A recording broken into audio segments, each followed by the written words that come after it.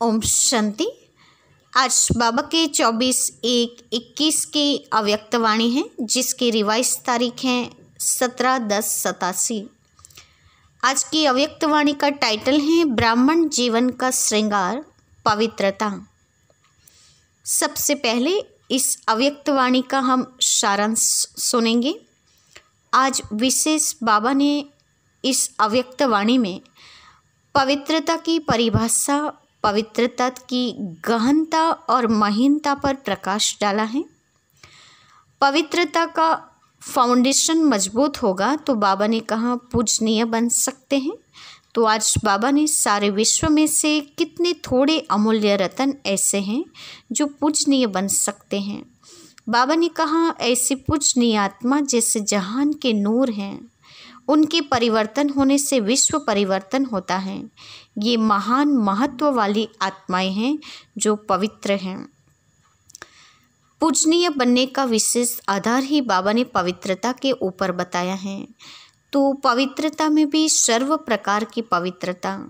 बाबा ने कहा कि जो आत्माएं सहज और स्वतः हर संकल्प में, बोल में, कर्म में सर्व अर्थात ज्ञानी और अज्ञानी आत्माएं सर्व के संपर्क में सदा पवित्र वृत्ति, दृष्टि, वाइब्रेशन से यथार्थ संबंध संपर्क निभाते हैं, इसको ही सर्व प्रकार की पवित्रता कहते हैं। स्वप्न में भी स्वयं के प्रति व अन्य आत्मा के प्रति पवित्रता की कोई कमी न आए। क्रोध का भी अंश रूप में व्यवहार होता है तो उसको भी पवित्रता का खंडन होना माना जाता है। स्वप्न में ब्रह्मचर्यता की खंडितता भी अपवित्रता है। सोचो, जब स्वप्न का भी प्रभाव पड़ता है तो साकार में किए हुए कर्म का कितना प्रभाव पड़ता होगा। इसलिए खंडित मूर्ति कभी पूजनीय नहीं होती। खंडित मूर्तियाँ मंदिरों में नहीं रहती, आजकल के म्यूजियम में रहती हैं। वहाँ फिर भक्त नहीं आते हैं और उन मूर्तियों के लिए कहते हैं बहुत पुरानी मूर्तियाँ हैं।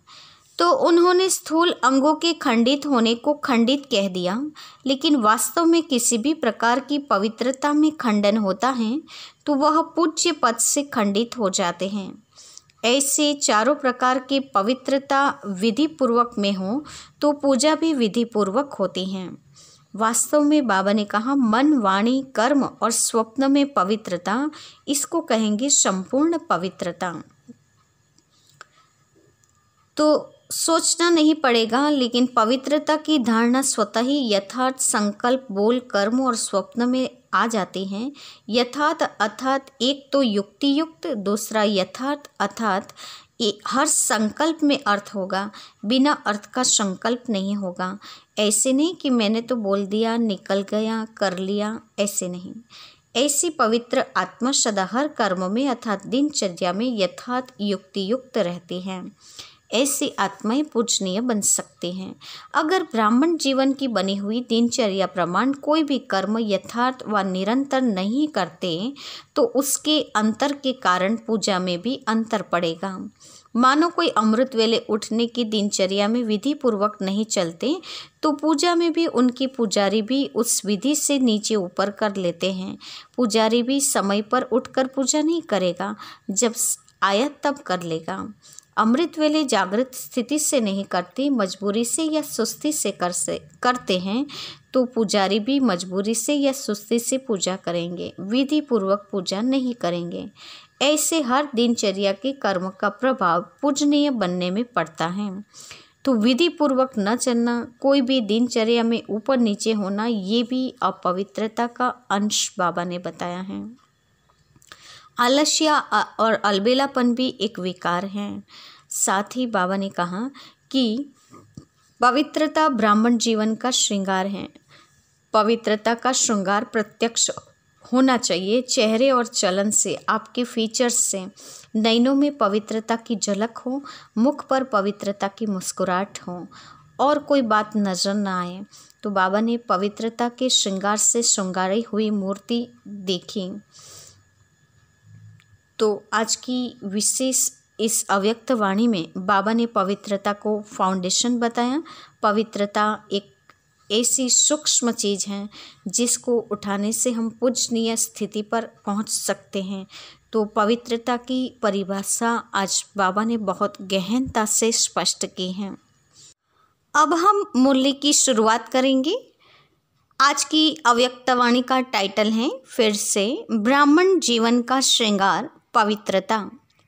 आज बाप दादा अपने विश्व के चारों ओर के विशेष होनहार पूज्य बच्चों को देख रहे हैं।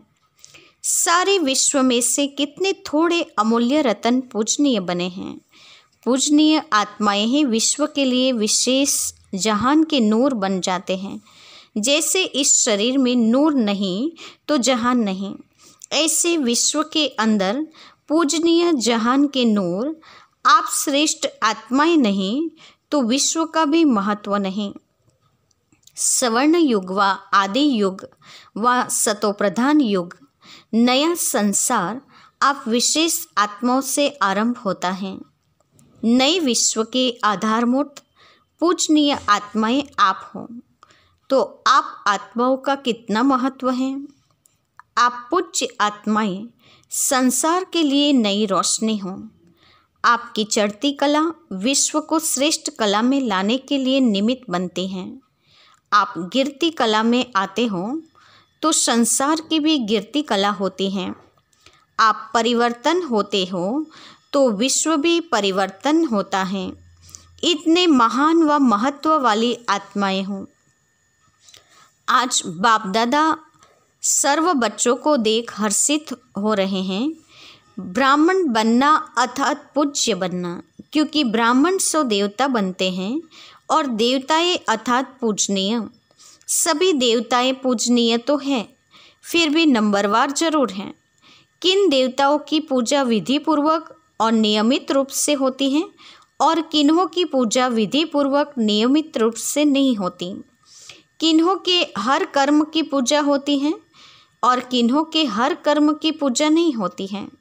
कोई का विधि पूर्वक हर रोज श्रृंगार होता है और कोई का श्रृंगार रोज नहीं होता है। ऊपर ऊपर से थोड़ा बहुत सजा लेते हैं, लेकिन विधि पूर्वक नहीं। कोई के आगे सारा समय कीर्तन होता है और कोई के आगे कभी कभी कीर्तन होता है। इन सभी का कारण क्या है?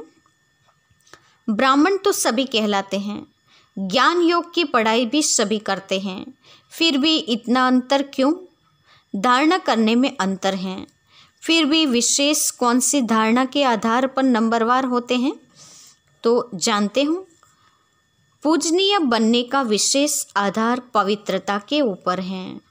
जितना सर्व प्रकार की पवित्रता को अपनाते हैं उतना सर्व के पूजनीय बनते हैं। और जो निरंतर विधि पूर्वक आदि अनादि विशेष गुण के रूप से पवित्रता को सहज अपनाते हैं वही विधि पूर्वक पूज्य बनते हैं। सर्व प्रकार की पवित्रता क्या है?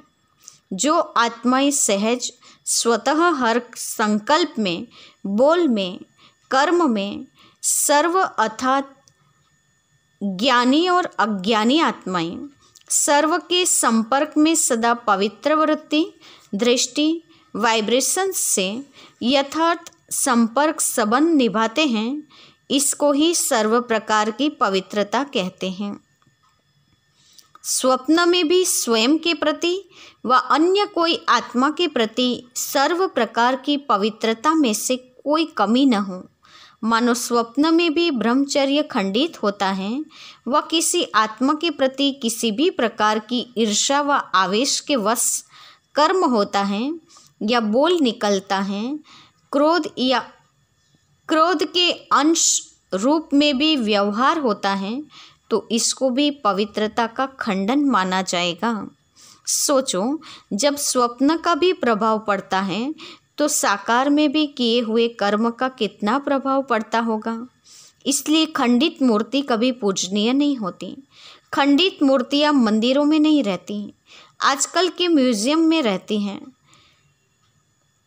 वहाँ भक्त नहीं आते, सिर्फ यही गायन होता है कि बहुत पुरानी मूर्तियां हैं, बस।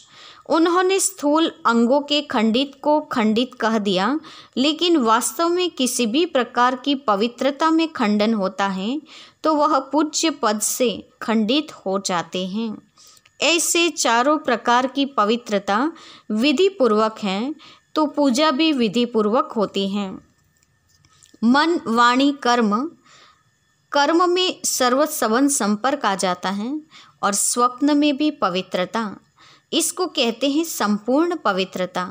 कई बच्चे अलबेलेपन में आने के कारण चाहे बड़ों को चाहे छोटों को इस बात में चलाने की कोशिश करते हैं कि मेरा भाव बहुत अच्छा है, लेकिन बोल निकल गया, बस मेरी एम ऐसी नहीं थी लेकिन हो गया।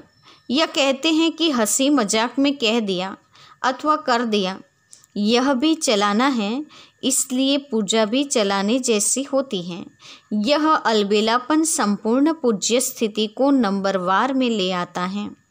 यह भी अपवित्रता के खाते में जमा होता है। सुनाया ना, पूज्य पवित्र आत्माओं को निशानी यही है। उन्हों की चारों प्रकार की पवित्रता स्वाभाविक, सहज और सदा होगी।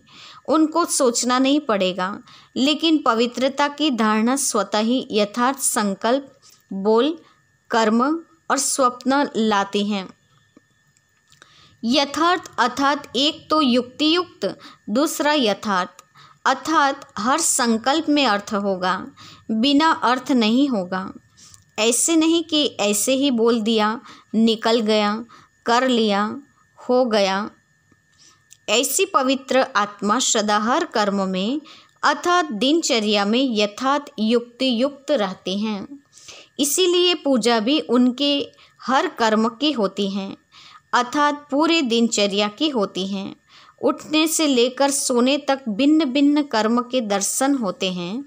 अगर ब्राह्मण जीवन की बनी हुई दिनचर्या प्रमाण कोई भी कर्म यथार्थ व निरंतर नहीं करते तो उसके अंतर के कारण पूजा में भी अंतर पड़ेगा। मानो कोई अमृत वेले उठने की दिनचर्या में विधिपूर्वक नहीं चलते हैं तो पूजा में भी उनके पुजारी भी उस विधि में नीचे ऊपर करते, अर्थात पुजारी भी समय पर उठकर पूजा नहीं करेगा, जब आया तब कर लेगा, अथवा अमृत वेले जागृत स्थिति में अनुभव नहीं करते, मजबूरी से या कभी सुस्ती कभी चुस्ती के रूप में बैठते हैं तो पुजारी भी मजबूरी से या सुस्ती से पूजा करेंगे, विधि पूर्वक पूजा नहीं करेंगे। ऐसे हर दिनचर्या के कर्म का प्रभाव पूजनीय बनने में पड़ता है।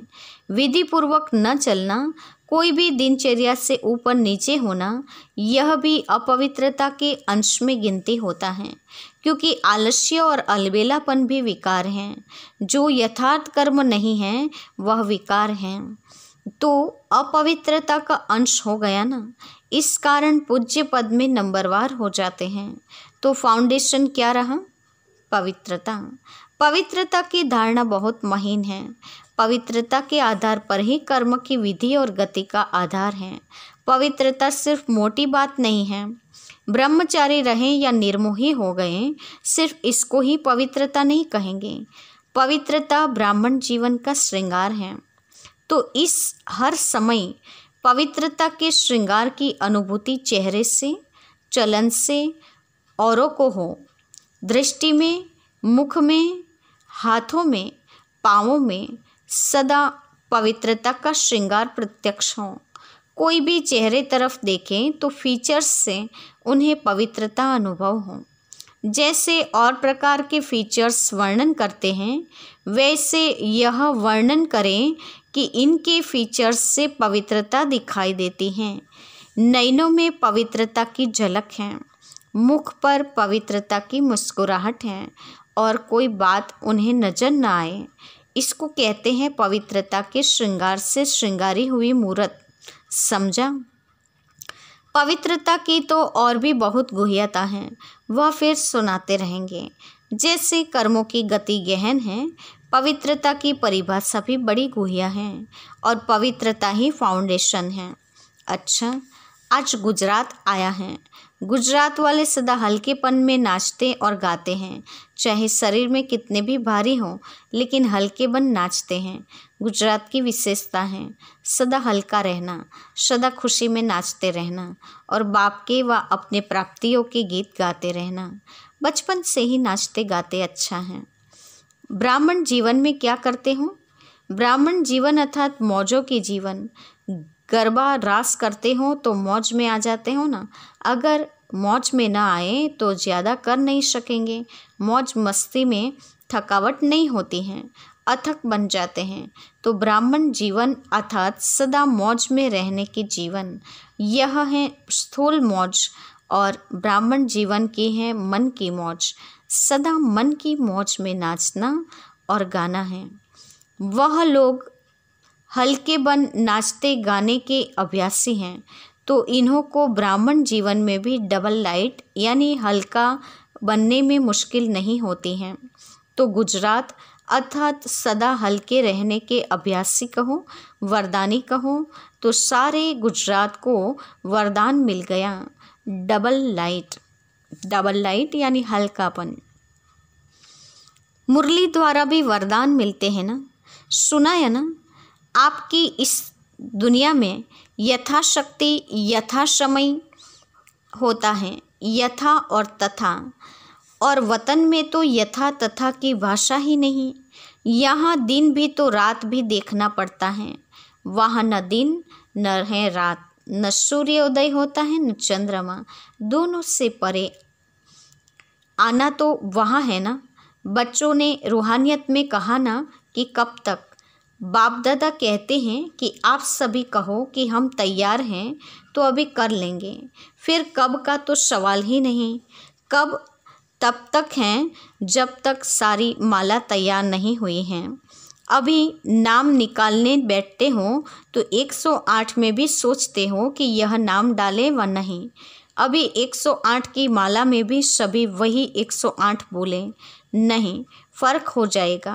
बाप दादा तो अभी घड़ी ताली बजावें और ठकाठक शुरू हो जाएगी। एक तरफ प्रकृति, एक तरफ व्यक्तियाँ, क्या देरी लगती हैं। लेकिन बाप का सभी बच्चों में स्नेह है। हाथ पकड़ेंगे तब तो साथ चलेंगे ना। हाथ में हाथ मिलाना अर्थात समान बनना। आप कहेंगे सभी समान अथवा सभी तो नंबर 1 बनेंगे नहीं, लेकिन नंबर 1 के पीछे नंबर 2 होगा। अच्छा, बाप समान नहीं बने, लेकिन नंबर 1 दाना जो होगा वह समान होगा। तीसरा दो के समान बने, चौथा 3 के समान बने। ऐसे तो समान बने तो 1-2 के समीप होते होते माला तैयार हो जाएगी। ऐसे स्टेज तक पहुंचना अर्थात समान बनना। 108 दाना 107 से तो मिलेगा ना। उन जैसी विशेषता भी आ जाए तो भी माला तैयार हो जाएगी। नंबरवार तो होना ही है, समझा। बाप तो कहते अभी कोई है जो गारंटी करने वाला है कि हाँ सब तैयार हैं। बाप दादा को तो सेकंड लगता। दृश्य दिखाते थे ना, ताली बजाई और परियां आ गई।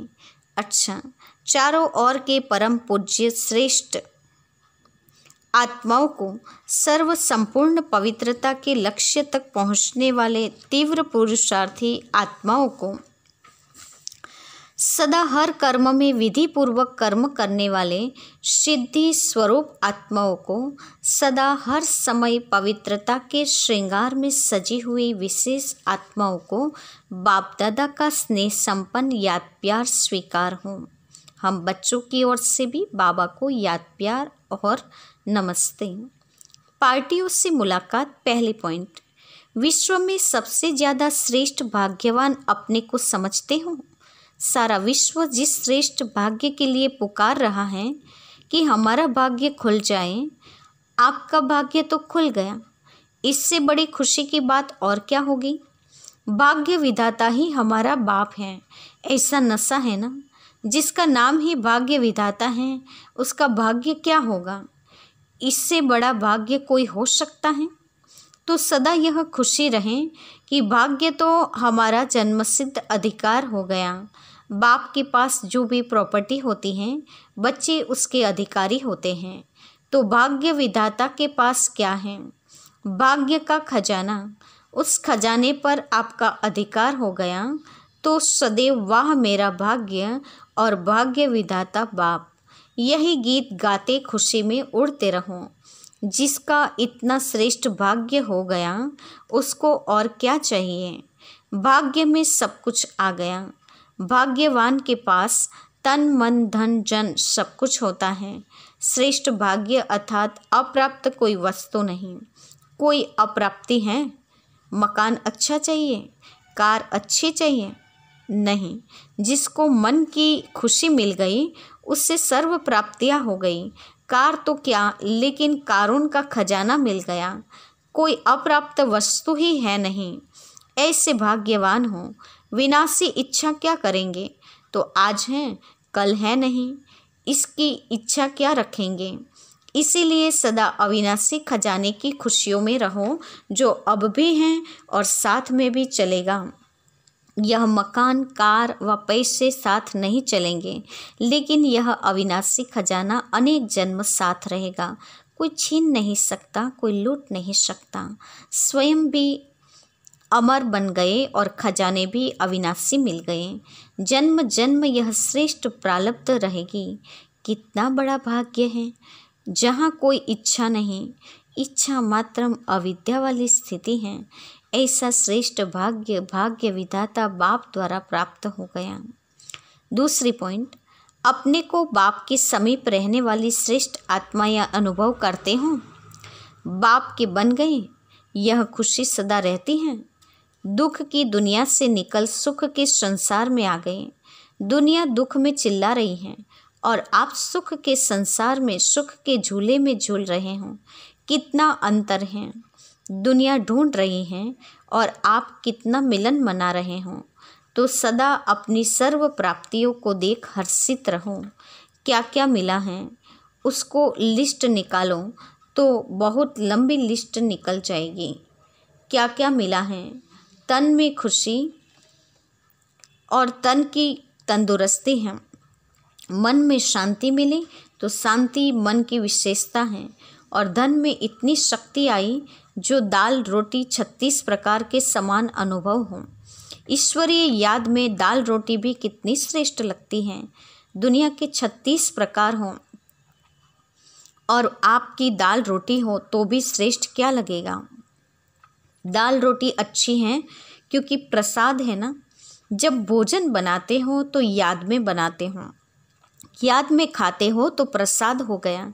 प्रसाद का तो महत्व होता है ना। आप सभी रोज प्रसाद खाते हो। प्रसाद में कितनी शक्ति होती है। तो तन मन धन सभी में शक्ति आ गई। इसीलिए कहते हैं अप्राप्त नहीं कोई वस्तु ब्राह्मणों के खजाने में। तो सदा इन प्राप्तियों के सामने रख खुश रहो, हर्षित रहो। अच्छा, आज का वरदान है, कर्म द्वारा गुणों का दान करने वाले डबल लाइट फरिश्ता भव।